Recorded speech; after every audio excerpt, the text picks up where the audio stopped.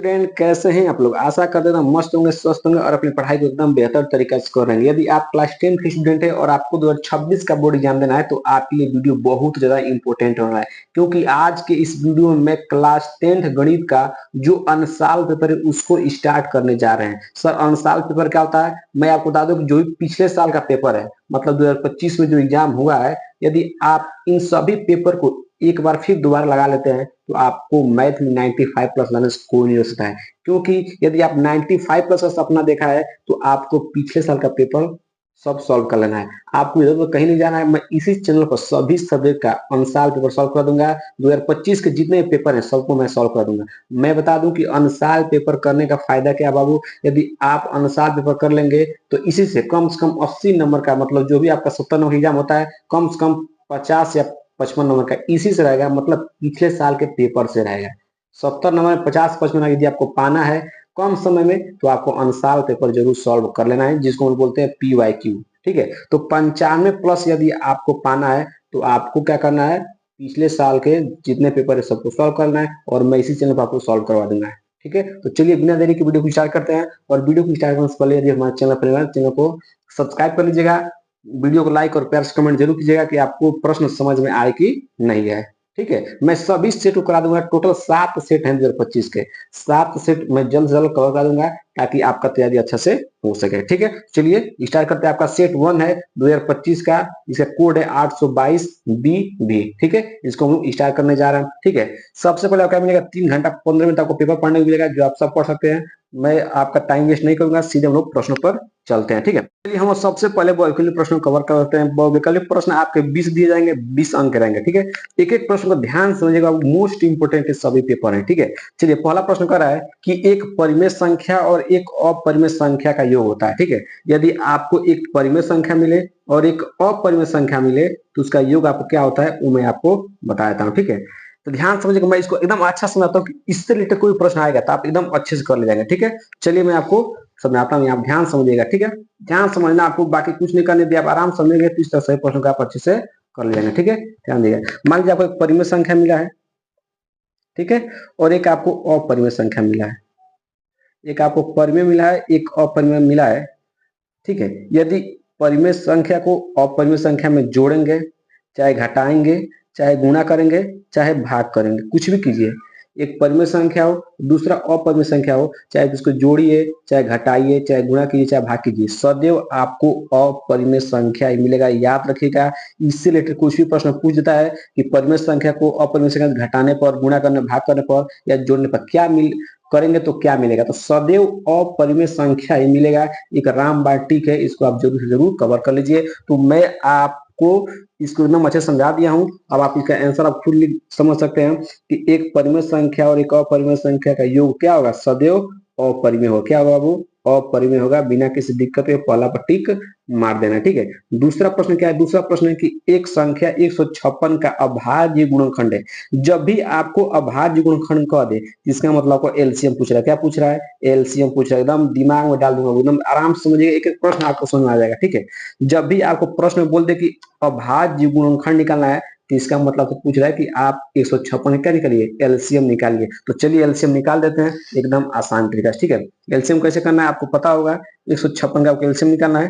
चलिए देखिए, मेरा प्रश्न दूसरा है 156। सबसे पहले हम किसे काटेंगे, सबसे पहले हम एलसीएम पहले हम 2 से काटते हैं। 2 से काटिए, 2 7 14 और 2 8 16, फिर 2 से काटिए, 2 3 6, 2 9 18। ठीक है, फिर 3 से काटिए, 3 1 3, 3 3 9, फिर किसे काटिए, 13 से काटिए। ठीक है, तो इसको लिख सकते हैं 2 गुणे 2 गुणे 3 गुणे 13। ठीक है, अब देखिए यहाँ पर 2 कितने बार है, 2 यहाँ पर 2 बार है, तो इसको 2 के ऊपर 2 लिख दीजिए। ठीक है, ऊपर 2 लिखते हैं, गुणे 3 गुणे 13। ठीक है, अभी देखिए ये वाला आंसर आपको कहाँ है, वहीं आपको फट टिक लगा देना है।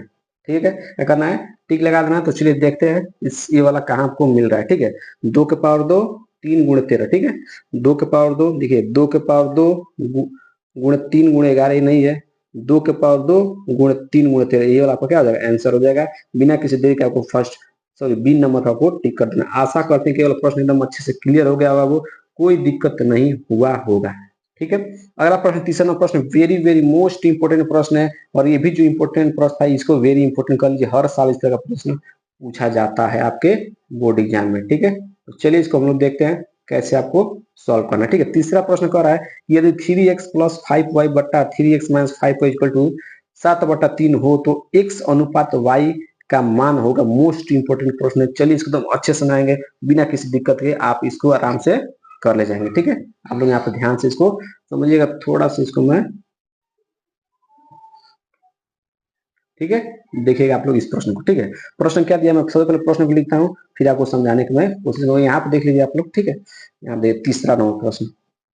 ठीक है, तीसरा प्रश्न क्या है, 3x प्लस 5y बटा 3x माइनस 5y बट्टा 7/3। ठीक है, ये हो गया।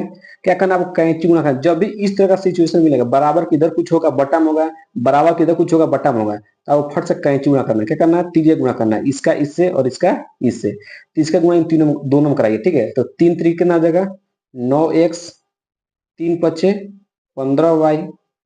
ठीक है, अब इसका गुणा इन दोनों में करा दीजिए, 7 गुणा करके इन दोनों में कराइए, तो 7 तरीके 21x, 7 पचे 35y। ठीक है, यहाँ तक समझ में आ गया होगा। कैंची गुणा करते हैं, जब भी इस तरह का कोई भी देखने को मिले तो आपको कैंची गुणा करना है, इसका उससे और इसका इससे। ठीक है, हमने गुणा कर दिया। अब एक्स वाले को एक पास कर लीजिए और वाई वाले को एक पास कर लीजिए। ठीक है, लड़कियां लड़कियों के साथ रहे, लड़के लड़के के साथ रहेंगे। ठीक है, तो 9x इधर है, एक इधर आएगा। ठीक है, इधर आएगा तो हो जाएगा माइनस है, क्योंकि इधर प्लस का, इधर किस में हो जाएगा, माइनस का। ठीक है, ये माइनस का 35 तो बराबर के इधर ही 35 है, माइनस का 35 वाई इधर है, ये इसको उठा के इधर लगे, प्लस का भी किस में हो जाएगा, माइनस का 5y हो जाएगा। ठीक है, अब देख घटा दीजिए, तो 21 में से 9 कितना बचेगा आपका, 12। कितना बचेगा, 12।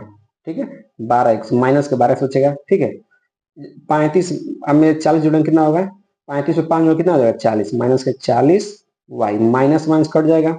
ठीक है, अब क्या करेंगे, y को इधर लाइए और 12 को उधर दीजिए, तो x एक गुणा में है, y इधर आके बट्टा में हो जाएगा, ये 40 इधर ही है, एक गुणा में किसमें हो जाएगा, भाग में हो जाएगा। ठीक है, अब काट के थोड़ा छोटा करिए इसको, 2 से काटिए, 20 बार में कटेगा, 2 से काटिए 6 बार में कटेगा, फिर 2 से काटिए 10 बार में कटेगा, एक कटेगा 3 बार में, आ गया 10/3।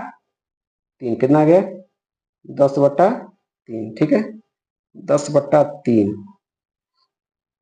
ठीक है, देखिए कुछ मिस्टेक नहीं हुआ है यहाँ पर, देखिए तो यहाँ देखिएगा 3 पच्चे 15, क्या हो जाएगा 15y। देखिएगा 3 तरीके 9x और 3 पच्चे 15, ये थोड़ा गलती हो गया था। ठीक है, अब क्या कीजिए, अब क्या करना है, 15 क्या प्लस का उधर माइनस लगाते हैं, माइनस से प्लस हो जाएगा, ये वाला प्लस हो जाएगा। ठीक है, अब क्या हो जाएगा, 35 में क्या जोड़ेंगे यहाँ पर 15, जब 35 में से यहाँ 35 में क्या करेंगे आप लोग, 15 को घटाएंगे तो कितना आ जाएगा आपका, माइनस है ना, तो जोड़िए 15 में 5 जो क्या हो जाएगा, 50 हो जाएगा। क्या हो जाएगा, 50। तो यहाँ पर हो जाएगा 50, क्या हो जाएगा 50।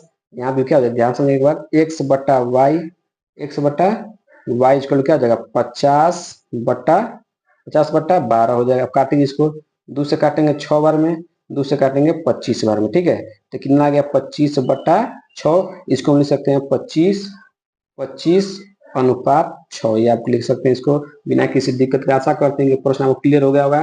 कैंची गुणा कराए हैं, फिर क्या किए, वाई वाले को एक तरफ और एक्स वाले को एक तरफ किए हैं, फिर घटा दिए हैं। ठीक है, उसके बाद हम लोग क्या किए, अनुपात में लिख दिए इसको, 25/6 लिख सकते हैं 25:6। देखिए 25:6 कहाँ पर मिला, वही आपको क्या हो जाएगा, राइट आंसर हो जाएगा। तो मिलाइए 25:6 कहाँ है, ये आपका पहला, ये पहला बिल्कुल करेक्ट आंसर हो जाएगा बिना किसी दिक्कत के। ठीक है, आशा करते हैं 3 प्रश्न क्लियर होगा। अब हम लोग बढ़ेंगे अगले वाले प्रश्न पर, प्रश्न नंबर 4 पर। अब आप लोग प्रश्न 4 देखिए, कह रहा है कि समीकरण 3x² minus 2x plus 1/3 equal to 0 का विविक्तर होगा। ठीक है, विविक्तर आपको ज्ञात करना है, बहुत आसान है विविक्तर ज्ञात करना। सबसे पहले आपको विविक्तर का सूत्र पता होना चाहिए। बाकी आप इस तरह का प्रश्न वेरी वेरी मोस्ट इंपॉर्टेंट है, एग्जाम में हर साल पूछे जाते हैं और इस साल भी पूछे जाएंगे। ठीक है, तो चौथा प्रश्न है, विविक्तर ज्ञात करने का सूत्र होता है b² माइनस 4ac। ठीक है, क्या होता है, b² माइनस 4ac। ठीक है, इक्वल टू 0, सूत्र होता है आपका विविक्तर का। ठीक है, यहाँ पर 0 नहीं होता है। ठीक है, b² माइनस 4ac क्या होता है आपका विविक्तर का सूत्र होता है b²। ठीक है, यहाँ तक कोई दिक्कत नहीं, आपका सूत्र होता है विविक्तर का सूत्र होता है b² माइनस 4ac। ठीक है, b² माइनस 4ac आप क्या होता है, सूत्र होता है। अब चलिए सबसे पहले आपको bac का मान निकालना, उसमें पुट करना, आपका आंसर आ जाएगा। ठीक है, तो आपको समीकरण क्या दिया गया है, 3x² minus 2x plus 1/3 equal to 0। ठीक है, ये आपका समीकरण दिया गया है। अब क्या करिए, इस समीकरण की तुलना कीजिए ax², ठीक है, ax², ठीक है, प्लस bx प्लस सी, ठीक है, इक्वल टू 0। आप इसका इससे तुलना कीजिए, ठीक है। देखिए एक्स स्क्वायर यहाँ भी है, एक्स स्क्वायर यहाँ भी है, तो ये वाला क्या हो जाएगा, ए का मान हो जाएगा 3, ठीक है। एक्स यहाँ भी है, एक्स यहाँ भी, तो बी का मान क्या हो जाएगा माइनस का 2, चिन्ह के साथ लेते हैं, चिन्ह के साथ, ठीक है। सी का मान क्या हो जाएगा, सी का मान हो जाएगा 1/3। अब बस आप इसमें पुट करिए, आंसर आ जाएगा, ठीक है। बी का जगह क्या है -2, यहाँ पर रखिए -2 का स्क्वायर, ठीक है। -4 इंटू ए का मान क्या है, ए का मान आपका है 3 और सी का मान क्या है 1/3। 3 से 3 कट गया, 2 का स्क्वायर हो जाएगा 4, ये हो जाएगा -4, 4 में 4 आपका 0, तो इसका आंसर कितना आ गया 0। तो देखिए आपका 0 आंसर कहाँ है, जहाँ 0 वहीं पर टिक लगा दीजिए। तो आप देख सकते हैं यहाँ पर 0 कहाँ है, फर्स्ट ऑप्शन है 0, यही क्या जाएगा आपका राइट आंसर हो जाएगा, ठीक है। अब हम लोग बढ़ते हैं प्रश्न नंबर 5 पर। वेरी वेरी मोस्ट इंपोर्टेंट प्रश्न है, कह रहा है कि निम्नलिखित सारणी का माध्य होगा। माध्य ज्ञात करना है, माध्य ज्ञात करना बहुत आसान है, ठीक है। चलिए माध्य ज्ञात के लिए क्या करना है, सबसे पहले आपको क्या करना होगा, माध्य ज्ञात के लिए क्या होगा, सबसे पहले आपको इस तरह का टेबल बनाना पड़ेगा, ठीक है। इस तरह का टेबल बनाना पड़ेगा,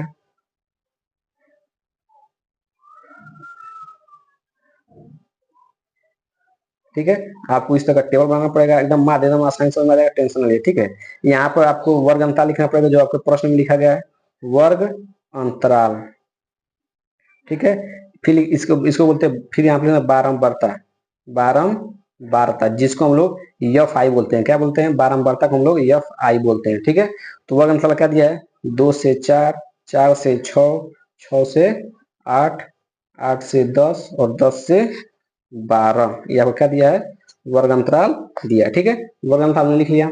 अब क्या करेंगे यहाँ से, अब बारंबारता क्या दिया है, 2 से 4 दिया आपका, 2 4 7 3 और 4, ठीक है, ये आपको दिया, ठीक है। अब यहाँ से क्या करते हैं हम लोग, यहाँ से एक्स आई निकालते हैं, क्या निकालते हैं, एक्स आई निकालते हैं, ठीक है। क्या निकालते हैं, एक्स आई। आपको एफ आई और वर्ग अंतराल हमेशा आपको प्रश्न में दिया रहेगा, ठीक है। इसको आपको इस तरह लिख लेना है, फिर आपको क्या निकालना है, एक्स आई निकालना है। क्या निकालना है बाबू, एक्स आई निकालना है। एक्स आई कैसे निकालना है, ध्यान समझिएगा। जो वर्ग अंतराल दिया है ना, इन दोनों को जोड़िए, क्या करिए, इन दोनों को जोड़ना है और हमेशा 2 से भाग करना है। तो 2 में 4 जोड़ेंगे तो आएगा 6, और 6 को जब 2 से भाग करेंगे तो कटेगा कितने बार में, 3 बार में। इन दोनों को जोड़ना, देखिए 4 और 6 को जोड़िए, 4 6 10। अब 10 में क्या कीजिए, 2 से भाग करिए तो आएगा कितना, 5, ठीक है। इसी तरह निकालते हैं तो ये आपका आ गया 5। फिर इन दोनों जोड़िए, 8 6 14, आज 14 किससे भाग करिए, 2 से, तो आएगा 7, ठीक है।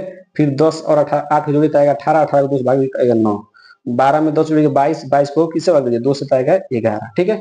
इसी तरह एक्स आई निकालते हैं। एक्स आई निकालना आपको अच्छे से समझ में आ गया, कोई दिक्कत नहीं होगा। ये पहले इन दोनों क्या करते हैं, पहले इन दोनों को जोड़ते हैं, और जोड़ने के बाद हमेशा किससे भाग करते हैं बाबू, 2 से भाग करने पर जो मिलेगा वही हमारा क्या हो जाएगा, एक्स आई हो जाएगा, ठीक है। मैंने लिख दिया। अब आपको निकालना होता है, फाइनल चीज क्या निकालना होता है, एफ आई इंटू एक्स आई, मतलब एफ आई का गुणा एक्स आई कराना है और लिखते चलना, ठीक है। देखिए 2 तिहाई 6, 4 5 20, 7 7 7 7 49, ठीक है, ठीक है। 3 9 27 और 11 चौके 44, इतना काम हो गया। बस आपको इतना ही काम करना था, बाकी आपको क्या करना है। अब आपका सूत्र होता है, माध्य का सूत्र होता है, माध्य इक्वल टू होता है सिग्मा, क्या होता है, सिग्मा। इसको क्या पढ़ता है, सिग्मा, इसका मतलब होता है योग, जोड़ना, ठीक है। Sigma F I into X I, ठीक है, बटा सिग्मा एफ आई। सिग्मा का मतलब होता है जोड़ना, किसको जोड़ना है, एफ आई इंटू एक्स आई को जोड़िए, ठीक है। तो इन सबको आप जोड़िए, किसको जोड़िए, इन सबको आप जोड़िए, यहाँ पर जोड़िएगा, 20 49 27 44 और 9 को जोड़िए। सिग्मा का मतलब होता है जोड़ना, ठीक है, एफ आई इंटू एक्स आई, तो एफ आई इंटू एक्स आई यही है ना, इनको जोड़िए, ठीक है। तो जोड़िएगा, 9 7 16, 16 4 20, 20 9 29 के 9 हासिल 2, 4 2 6, 6 2 8, 8 4 12, 12 12 और कितना कितना हासिल था, 2 था ना, तो 12 2 14, 149 आ गया, ठीक है, 149 आ गया। लिखिए 149 बटा, अब सिग्मा एफ आई कहाँ है आपका, एफ आई यहीं पर है, तो इसको जोड़िए, क्या करिए, इसको जोड़िए। तो क्या करिए, जोड़िए, 4 2 6 और 6 7 13, 13 3 16 और 16 4 20, ठीक है। और क्या कीजिए, भाग करिए, और 20 में क्या करिए, भाग करिए, वही अब क्या हो जाएगा, आंसर हो जाएगा 149, किससे भाग करिए, 20 से, तो कोवर में जाएगा। देखिए आप लोग भाग करके जो भी आंसर आएगा वो आप इसमें क्या करिए, टिक कर लीजिएगा, ठीक है। भाग देकर आपको कमेंट बॉक्स में बताना है कि इसका आंसर कितना आया है, ठीक है। आशा करते हैं क्लियर होगा। अब लोग बढ़ते हैं अगले वाले प्रश्न पर। ठीक है। अगला प्रश्न देखिएगा। अगला प्रश्न है कि त्रिभुज एबीसी में, जो त्रिभुज आपको एबीसी दिखाई दे रहा होगा, ठीक है, आप क्लियर में दिखा यहाँ देखिए त्रिभुज एबीसी, ठीक है। त्रिभुज एबीसी में डीई समांतर है, किसका चिन्ह है, समांतर का चिन्ह होता है, ठीक है। जो डीई है, ये डीई है, ये समांतर है बीसी के, दोनों क्या है, समांतर है। कि एडी 1.5 है, 1.5 है, ठीक है, 1.5 है, और डी भी 3 सेंटीमीटर है, और ए 2 सेंटीमीटर है। तो एसी का माप करना, मतलब आपको एसी क्या करना है, एसी आपको ज्ञात करना है, ठीक है। तो चलिए आज की वीडियो में केवल 5 ही प्रश्न देते हैं, ठीक है, बाकी हम लोग कल आगे वाले प्रश्नों को सॉल्व कर लेंगे। वीडियो काफी लंबा हो गई है, ठीक है। तो आपको बताना है कि प्रश्न समझ में आ रहे कि नहीं आ रहे हैं, ठीक है। कमेंट बॉक्स में आपका फर्ज है बताना कि सर आप बता रहे हैं समझ में आ रहा है कि नहीं आ रहा है। अगर नहीं समझ में आएगा तो मैं कोशिश करूंगा कि आपको और बेहतर तरीका बता सकूं, ठीक है। तो वीडियो कैसा लगा कमेंट बॉक्स में